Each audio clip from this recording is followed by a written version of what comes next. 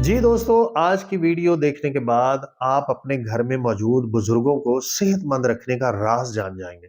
और अगर इत्तेफाक से आप खुद बुजुर्ग बन गए हैं या बुजुर्गी की उम्र को पहुंच गए हैं, तो फिर आप अपने आप को भी सेहतमंद रखने का राज जान जाएंगे।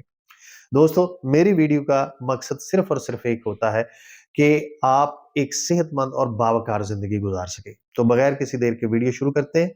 वीडियो बहुत मुख्तसर है और इसमें चंद बुनियादी बातें आपके साथ गोश गुजार करूंगा। दोस्तों, एक खास उम्र तक जब इंसान पहुंचता है तो उसके जिस्म में बहुत तरह की तब्दीलियां रूनुमा होती हैं। और आज एक ऐसी तब्दीली का जिक्र करेंगे जिसकी तरफ हमारा ध्यान कम जाता है। सबसे बड़ी और बुनियादी तब्दीली हमारे निज़ाम में ये पैदा होती है कि हमारे स्टोमक में जो कुदरती तौर पर एक तेज़ाब जनरेट होता है, जो कि हमारा खाना डाइजेस्ट करने में, उसकी तोड़-फोड़ करने में हमारी मदद करता है, वो वक़्त के साथ-साथ उसकी प्रोडक्शन कम हो जाती है।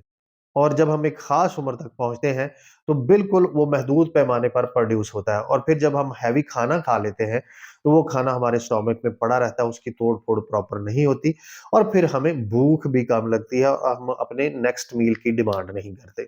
और क्योंकि भूख हमें 2 वजह से लगती है, एक जब हम एक्टिविटी करें या हमारे मैदे में प्रॉपर स्टोमक में तेज़ाब जनरेट हो और खाने की तोड़-फोड़ हो।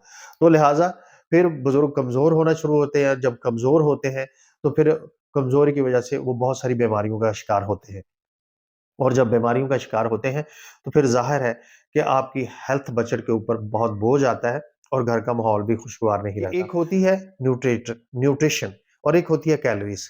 अब कैलोरीज़ और न्यूट्रिशन में डिफरेंस समझ लीजिए कि न्यूट्रिशन हम अगर बैठे भी हों, तो हमें उसकी ज़रूरत है, हमारे जिस्म की पट्ठों को उसकी ज़रूरत है और कैलोरीज़ हमें उस वक़्त दरकार होती हैं, जब हमें एनर्जी चाहिए, हमने कोई काम करना हो। बहुत इंपॉर्टेंट रिसर्च आपके साथ शेयर करूँ कि पहले लोग ये कहते थे कि बुज़ुर्गों को प्रोटीन वाली चीज़ें ज़्यादा ना दें। लेकिन अब रिसर्च ये है कि बुजुर्गों को प्रोटीन वाली चीजें ज्यादा दें ताकि उन्हें वीकनेस ना हो।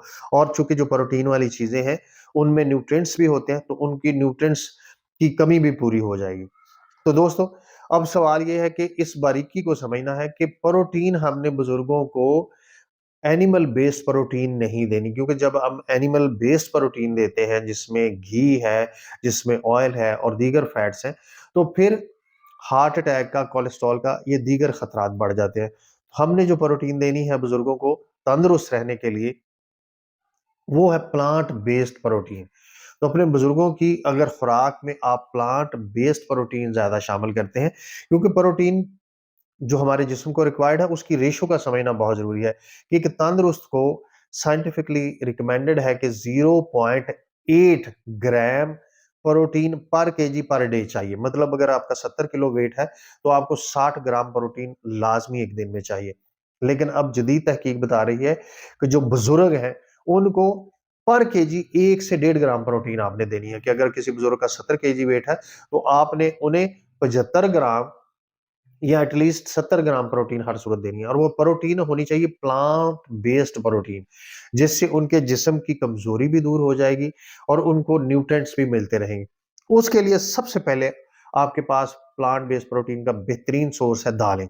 दालों में बेहतरीन किस्म की प्रोटीन है और बेहतरीन किस्म के न्यूट्रिएंट्स हैं, जिनमें सेलेनियम है, जिनमें मुख्तलिफ किस्म के वाइटामिन हैं, जिसमें खासतौर पे B12 है। इसके बाद दोस्तों, दालों के बाद नट बटर है। Nut butter is also best source of protein. और उसके बाद दोस्तों नट्स हैं, जिनको हम ड्राई फ्रूट कहते हैं, वो आप अपने बुजुर्गों को दें। उससे बुजुर्गों की सेहत पर बेहतरीन असर पड़ता है। और उसके बाद सीड्स हैं, जिसमें पंपकिन सीड है, जिसमें दीगर सीड्स शामिल हैं। वो सीड्स उनकी खुराक में शामिल करें, ये उनकी प्रोटीन की जरूरत भी पूरी करेंगे और उनकी न्यूट्रिएंट्स की जरूरत भी पूरी करेंगे। और उसके बाद दोस्तों मटर, मटर का ज्यादा से ज्यादा इस्तेमाल करें। फिर उसके बाद दोस्तों आलू भी एक खास हद तक दिए जा सकते हैं, ये भी प्रोटीन और न्यूट्रिएंट्स का बेहतरीन सोर्स है। और इसके अलावा दोस्तों, जब उन्हें सैलड दें तो उसके लिए उनके सैलड के साथ सोया मिल्क का इस्तेमाल करवाएं। फिर दोस्तों पालक एक बेहतरीन सोर्स है, तो पालक का भी भरपूर इस्तेमाल करें।